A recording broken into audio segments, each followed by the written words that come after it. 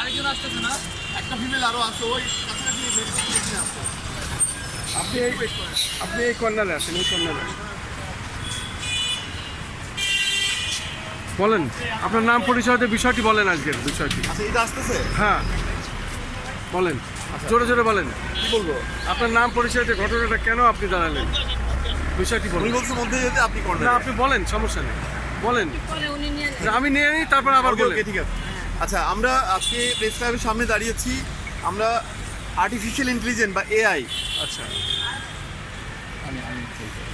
Artificial intelligence বা AI প্রযুক্তির ব্যবহার, আপনার প্রচুর ব্যবহার বাড়তেছে, অনেক মানুষ ইউজ করতেছে এবং সারা বিশ্বের মতো আমাদের বাংলাদেশেও আপনার অনেক বেশি বাড়তেছে এটা। জি।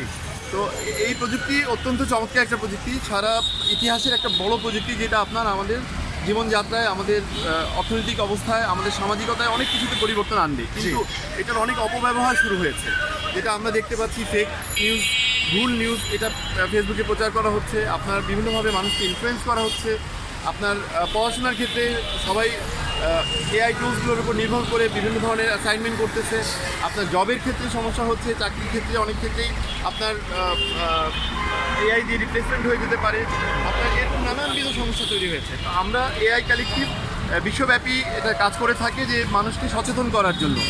আপনার এথিক্যাল এআই বা নৈতিক এআই ব্যবহারের ক্ষেত্রে যে নৈতিকতা এবং আপনার নিয়মানুবর্তিতা, এগুলো মানার ক্ষেত্রে এআই কালেকটিভ কাজ করে থাকে। তো বাংলাদেশে আমরা যেটা করছি, আমরা তাদের শাখা, এবং সেই হিসেবে আমরা আজকে এখানে দাঁড়িয়েছি মানুষকে সচেতন হওয়ার জন্য মেসেজ দিতে, যে এআই বুঝে ব্যবহার করুন। এআই আপনার এআইয়ের যে অপব্যবহার রোধ করা থেকে থাকুন।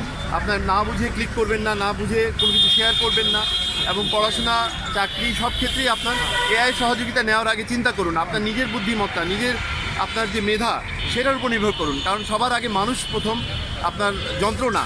যন্ত্র যেন আমাদেরকে ছাড়িয়ে না যায়। যন্ত্র আমাদেরকে সহায়তা করবে, অবশ্যই হেল্প করবে। আমরা যন্ত্রের সাহায্য নিয়ে আরও এগিয়ে যাব, সভ্যতা আরও বাড়বে। কিন্তু সে অর্থ এই নয় যে আমরা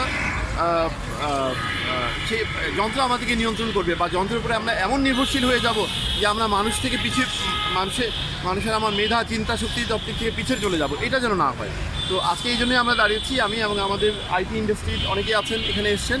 বিভিন্ন সফটওয়্যার কোম্পানিতে এআই নিয়ে, ডেটা সায়েন্স নিয়ে যারা কাজ করছেন। আমাদের ডেটা সায়েন্সের একজন শিক্ষক আছেন, একজন প্রকৌশলী আছেন, এরকম বিভিন্ন তারা এসছেন আমাদের এখানে। আজকে সবাই মিলে আমরা একটা জানাতে চাচ্ছি যে আমাদের এআই ব্যবহারের জন্য সবাই সচেতন হয়। আর পাশাপাশি আরেকটা বিষয় হচ্ছে, সরকারকে আমরা অনুরোধ করব যে তারা যেন আপনার এআই নীতিমালা প্রণয়ন করেন।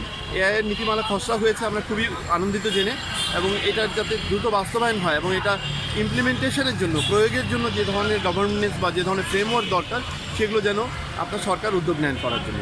ধন্যবাদ। অনেক ধন্যবাদ।